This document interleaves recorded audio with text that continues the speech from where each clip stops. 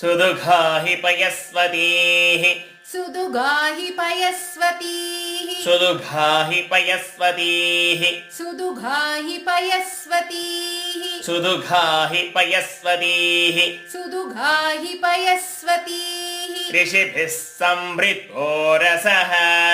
ऋषिभिः संभृतो रसः ऋषिभिः संभृतो रसः ऋषिभिः संभृतो रसः ऋषिभिः संभृतो रसः ऋषिभिः संभृतो रसः सुदुघाहि पयस्वतीः सुदुगाहि पयस्वतीः ऋषिभिः संभृतो रसः ऋषिभिः संभृतो रसः सुदुघाहि पयस्वतीः सुदुगाहि पयस्वतीः ऋषिभिः संभृतो रसः ऋषिभिः संभृतो रसः सुदुघाहि पयस्वतीः सुदुगाहि पयस्वतीः ऋषिभिः संभृतो रसः ऋषिभिः संभृतो रसः सुदुघाहि पयस्वतीः सुदुगाहि पयस्वतीः ऋषिभिः संभृतो रसः ऋषिभिः संभृतो रसः सुदुघाहि पयस्वतीः सुदुगाहि पयस्वतीः ऋषिभिः संभृतो रसः ऋषिभिः संभृतो रसः सुदुघाहि पयस्वतीः सुदुगाहि पयस्वतीः ऋषिभिः संभृतो रसः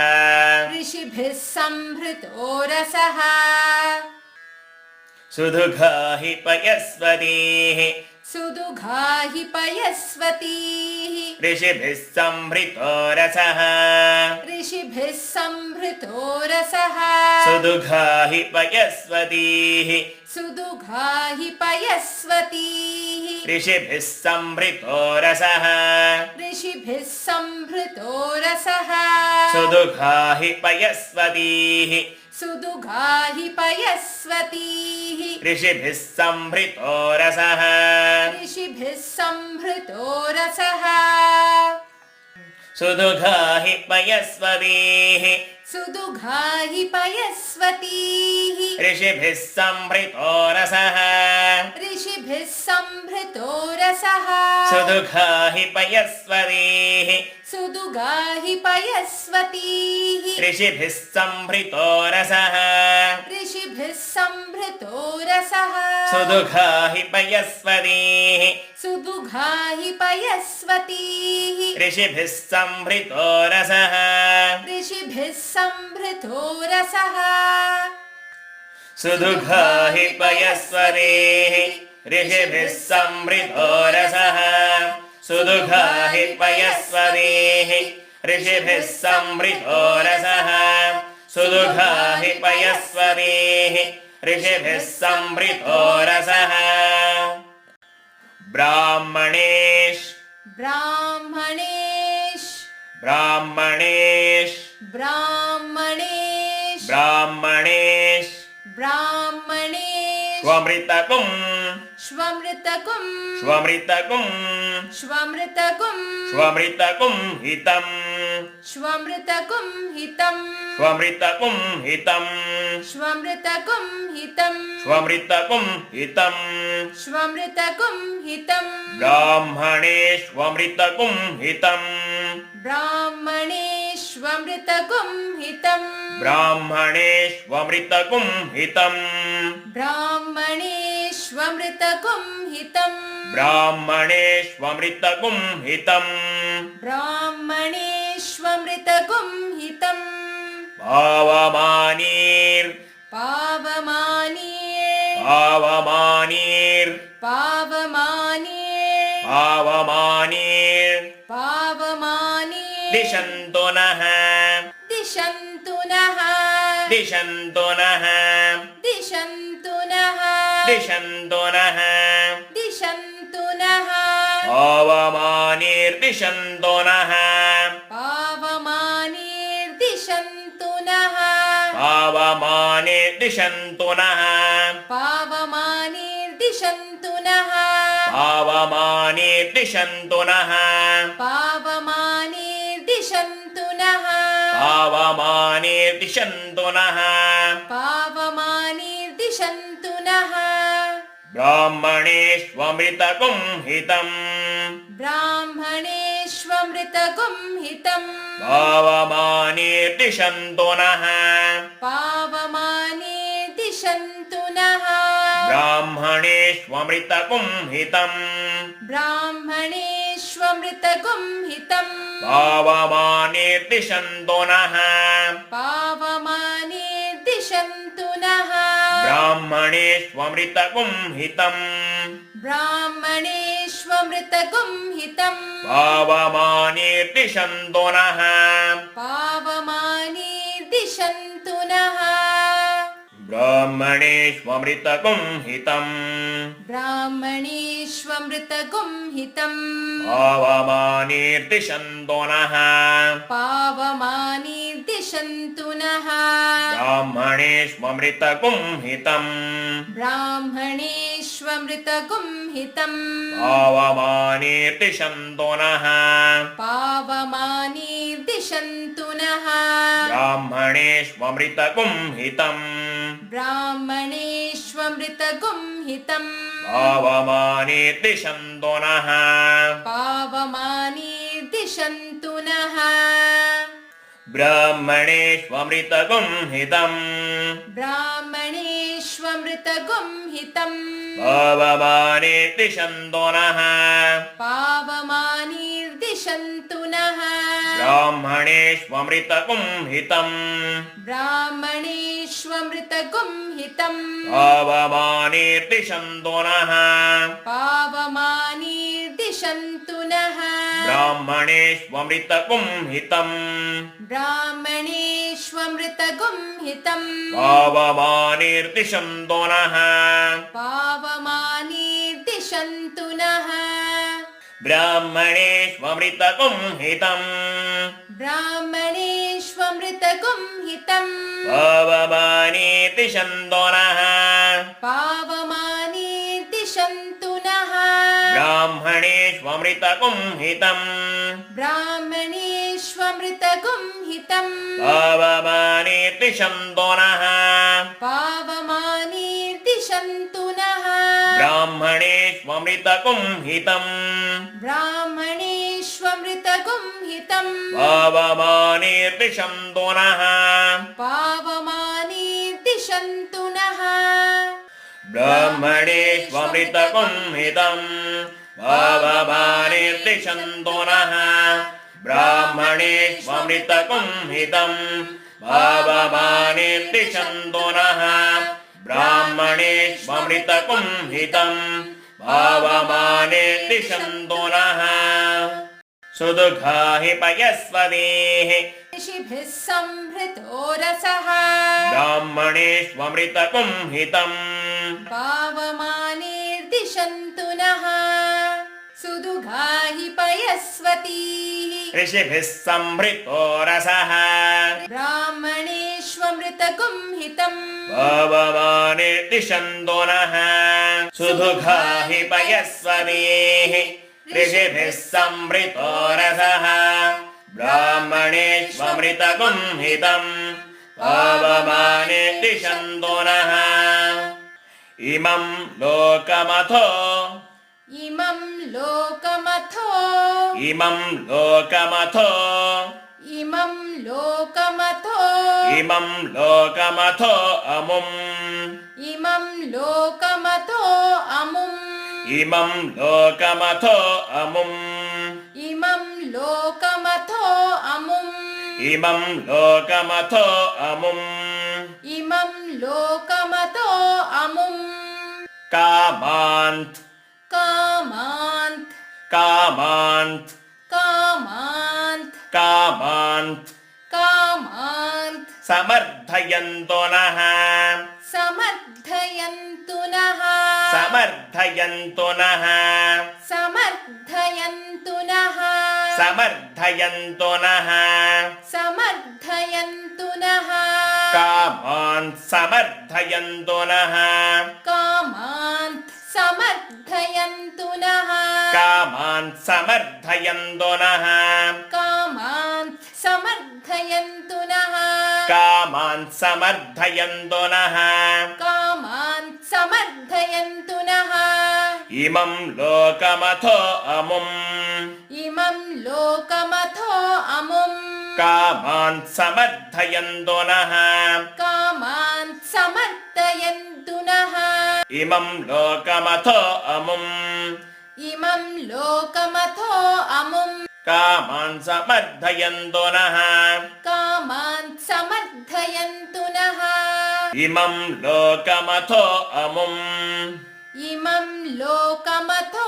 अमुम् कामान् समर्थयन्तु नः कामान् समर्थयन्तु नः इमं लोकमथो अमुम् इमं लोकमथो अमुम् कामान् समर्थयन्तु नः कामान् समर्थयन्तु नः इमं लोकमथो अमुम् इमं लोकमथो अमुम् इमं लोकमथो अमुम् इमं लोकमथो अमुम् कामान् समर्थयन्तु नः कामान् समर्थयन्तु नः इमं लोकमथो अमुम् इमं लोकमथो अमुम् कामान् समर्थयन्तु नः कामान् समर्थयन्तु नः इमं लोकमथो अमुम् इमं लोकमथो अमुम् कामान् समर्थयन्तु नः कामान् समर्थयन्तु नः इमं लोकमथो अमुम् इमं लोकमथो अमुम् कामान् समर्थयन्तु नः कामान् समर्थयन्तु नः इमं लोकमथो अमुम् इमं लोकमथो अमुम् कामान् समर्थयन्तु नः कामान् समर्थयन्तु नः इमं लोकमथो अमुम् इमं लोकमथो अमुम् कामान् समर्थयन्तु नः कामान् समर्थयन्तु नः इमं लोकमथो अमुम् इमं लोकमथो अमुम् कामान् समर्थयन्तु नः कामान् समर्थयन्तु नः इमं लोकमथो अमुम् इमं लोकमथो अमुम् कामान् समर्थयन्तु नः कामान् समर्थयन्तु नः इमं लोकमथो अमुम् कामान् समर्थयन्तु नः इमं लोकमथो अमुम् कामान् समर्थयन्तु नः इमं लोकमथो अमुम् कामान् समर्थयन्तु नः देवीर्देवैस् देवीर्देवैस् देवीर्देवैस् देवीर्देवैस् देवीर्देवैस् देवीर्देवैस् समाभृताः समाभृताः समाभृताः समाभृताः समाभृताः समाभृताः देवीर्देवैः समाभृताः देवीर्देवैः समाभृताः देवीर्देवैः समाभृताः देवीर्देवैः समाभृताः देवीर्देवैः समाभृताः देवीर्देवैः समाभृताः देवीर्देवैः समाभृताः देवीर्देवैः समाभृताः पावमानी स्वस्त्ययनीः पावमानी स्वस्त्ययनीः पावमानी स्वस्त्ययनीः पावमानी स्वस्त्ययनीः पावमानी स्वस्त्ययनीः पावमानी स्वस्त्ययनीः देवीर्देवैः समाभृताः देवीर्देवैः समाभृताः पावमानी स्वस्त्ययनीः पावमानी स्वस्त्ययनीः देवीर्देवैः समाभृताः देवीर्देवैः समाभृताः पावमानी स्वस्य यनीः पावमानी स्वस्त्ययनीः देवीर्देवैः समाभृताः देवीर्देवैः समाभृताः पावमानी स्वस्य यनीः पावमानी स्वस्त्ययनीः देवीर्देवैः समाभृताः देवीर्देवैः समाभृताः पावमानी स्वस्य यनीः पावमानी स्वस्त्ययनीः देवीर्देवैः समाभृताः देवीर्देवैः समाभृताः पावमानी स्वस्य यनीः पावमानी स्वस्त्ययनीः देवीर्देवैः समाभृताः देवीर्देवैः समाभृताः पावमानी स्वस्य यनीः पावमानी स्वस्त्ययनीः देवीर्देवैः समाभृताः देवीर्देवैः समाभृताः पावमानी स्वस्य यनीः पावमानी स्वस्त्ययनीः देवीर्देवैः समाभृताः देवीर्देवैः समाभृताः पावमानी स्वस्य यनीः पावमानी स्वस्त्ययनीः देवीर्देवैः समाभृताः देवीर्देवैः समाभृताः पावमानी स्वस्य यनीः पावमानी स्वस्त्ययनीः देवीर्देवैः समाभृताः पावमानी स्वस्य यनीः देवीर्देवैः समाभृताः पावमानी स्वस्य यनीः देवीर्देवैः समाभृताः पावमानी स्वस्य यनीः इमं लोकमथो अमुम् इमं लोकमथो अमुम् कामान् समर्थयन्तु नः कामान् समर्थयन्तु नः देवीर्देवैः समाभृताः देवीर्देवैः समाभृताः पावमानी स्वस्य यनीः पावमानी स्वस्त्ययनीः इमं लोकमथो अमुम् कामान् समर्थयन्तु नः देवीर्देवैः समाभृताः पावमानी स्वस्य यनीः इमं लोकमथो अमुम् कामान् समर्थयन्तु नः देवीर्देवैः समाभृताः पावमानी स्वस्त्ययनीः इमं लोकमथो अमुम् कामान् समर्थयन्तु नः देवीर्देवैः समाभृताः पावमानी स्वस्य यनीः इमं लोकमथो अमुम् कामान् समर्थयन्तु नः देवीर्देवैः समाभृताः पावमानी स्वस्य यनीः ॐ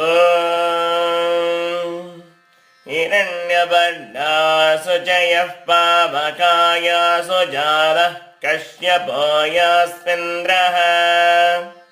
अग्नेया गर्भन्दधिरे विरूपास्तान आपश्यग्युस्यो न भवन्तु यासागं राजा वरुणो याति मध्ये सत्यान् ऋते अवपश्यञ्जनानाम्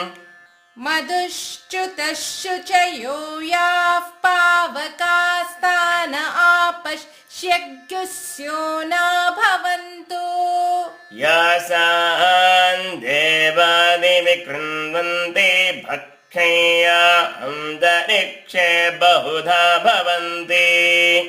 याः पृथिवीं पयसोन्धन्ति शुक्राः शक्रास्तान आपश्यग्स्यो न भवन्तु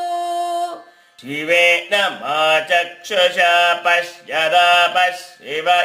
तनुवोपस्पृशतत्त्वचं मे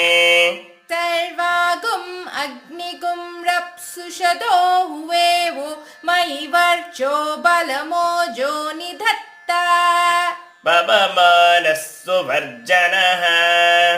पवित्रेण विचर्षणिः यः पोता स पुनातु मा पुनन्तु मा देवजनाः पुनन्तु मनवो धिया पुनन्तु विश्व आयवः जातवेदः पवित्रवत पवित्रेण पुनाहि मा शुक्रेण देवदीत्यत अग्ने क्रत्वा क्रतुगुम्रनो यत्ते पवित्रमर्चिषि अग्ने विततमन्तरा ब्रह्मतेन मुनीमहे उभाभ्यां देव सवितः पवित्रेण सवेन च इदं ब्रह्म पुनीमहे वैश्वदेवी पुनति दिव्यागात् यस्यै बह्वीस्तनुवो वीतपृष्टाः तया मतन्तः सतमाद्येषु वयज्ञस्याम पतयोरयीणाम् वैश्वानरो रश्मिभिर्मा पुनादो वातः प्राणेने शिरोमयो भूः द्यावा पृथिवी पयसा पयोभिः ऋतावरी यज्ञिये मा पुनीता बृहद्भिः सवितस्त्रिभिः वर्षिष्ठैर्देवमन्मभिः अग्ने दक्षैः पुनाहि मा येन देवा अपुनता येनापो दिव्यङ्कषः तेन दिव्येन ब्रह्मणा इदं ब्रह्म पुनीमहे यः पावमानीरध्येति ऋषिभिः संवृतगुं रसम् सर्वगुं सपूतमश्नाति स्वदितं मातरिष्पना पावमानीर्यो अध्येति ऋषिभिः संवृतगुं रसम् तस्मै सरस्वती दुहे क्षीरगुं सर्पिर्मधुदकम् पावमानी स्वस्त्ययनीः सुदुःखा हि पयस्वनेः ऋषिभिः संभृतो रसः ब्राह्मणेष्वमृतगुं हितम् पावमानेर्दिशन्तु नः इमं लोकमथो अमुम् कामान् समर्थयन्तु नः देवीर्देवैः समाभृताः पावमानी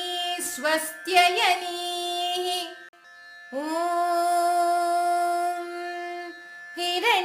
हिरण्यवर्णासु च यः पावकायासु जातः कश्यपो यास्विन्द्रः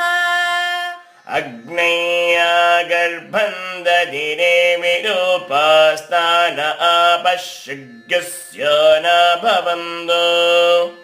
या सागुं राजा वरुणो याति मध्ये सत्यानृते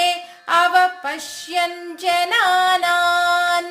मधुश्च्युतः शुचयो याः पावकास्तान आपश्यज्ञस्य न भवन्तु यासान् देवादिवि कृण्वन्ति भक्षय्य अन्तरिक्षे बहुधा भवन्ति या पृथिवीं पयसोन्दन्ति शुक्रास्तान आपश्यज्ञस्य न भवन्तु शिवेन मा चक्षुषा पश्यतापशिवया तनुवो पस्पृशतत्त्वचं मे सर्वागुम् अग्निगुं रप्सुषतो हुवे वो वैवर्चो बलमोजो निधत्त पवमानः सुवर्जनः पवित्रेण विचर्षणिः यः पोत स पुनातु मा पुनन्तु मा देवजनाः पुनन्तु मनवो धिया पुनन्तु विश्व आयवः जातवेदः पवित्रवत पवित्रेण पुनाहि मा शुक्रेण देवदीद्यत अग्ने क्रत्वा क्रतुगुं रनो यत्ते पवित्रमर्चिषि अग्ने विततमन्तरा ब्रह्म तेन पुनीमहे उभाभ्यां देव सवितः पवित्रेण सवेन च इदं ब्रह्म पुनीमहे वैश्वदेवी पुनति देव्यागात् यस्यै बह्वीस्तनुवो वीतपृष्ठाः तया मदन्तः सधमाद्येषु वयग्स्यामपदयोरयीणाम् वैश्वानरो रश्मिभिर्मा पुनातु पातः प्राणेने शिरो वयो भूः द्यावा पृथिवी पयसा पयोभिः ऋतापरि यज्ञे मा पुनीताम् बृहद्भिः सवितस्त्रिभिः वर्षिष्ठैर्देवमन्मभिः अग्ने दक्षैः पुनाहि मा येन देवा अपुनत येनापो दिव्यङ्कषः तेन दिव्येन ब्रह्मणा इदं ब्रह्म पुनीमहे यः पावमानिरद्येति ऋषिभिः संहृतगुं रसम्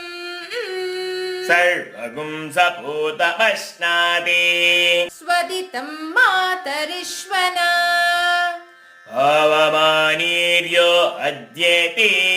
ऋषिभिः संहृतगुं रसम् तस्मै सरस्वती दुहे क्षीरगुं सर्पैर्मधूदकम् पावमानी स्वस्त्ययनीः सुदुघाहि पयस्वतीः ऋषिभिः संहृतो रसः ब्राह्मणेष्वमृतगुं हितम् पावमानी दिशन्तो नः इमं लोकमथो अमुम् कामान् समर्थयन्तो नः देवी देवैः समामृताः पावमानी स्वस्त्ययनीः हिरण्यवर्णासु जयः पावकायासु जातः कश्यपो यास्मिन्द्रः अग्नेया गर्भं दधिरे विरूपास्तान आपश्यज्ञस्य न भवन्तु या सागुं राजा वरुणो याति मध्ये सत्यानृते अपपश्यञ्जनानाम् मधुश्च्युतः शुचयो याः पावकास्तान आपश्यज्ञस्य न भवन्तु यासान् देवादिवि कृण्वन्ते भक्षय्यान्तरिक्षे बहुधा भवन्ति याः पृथिवीं दयसोन्दन्ते शुक्रास्तान आपश्यज्ञस्य न भवन्तु शिवेन मा चक्षुषा पश्यता पश्शिवया तनुवोपस्पृशत्वचं मे सर्वागुम् अग्निगुं प्रप्सुषतो हुवे भो महि वर्चो बलमोजो निधत्त पवमानः सुवर्जनः पवित्रेण विचर्षणिः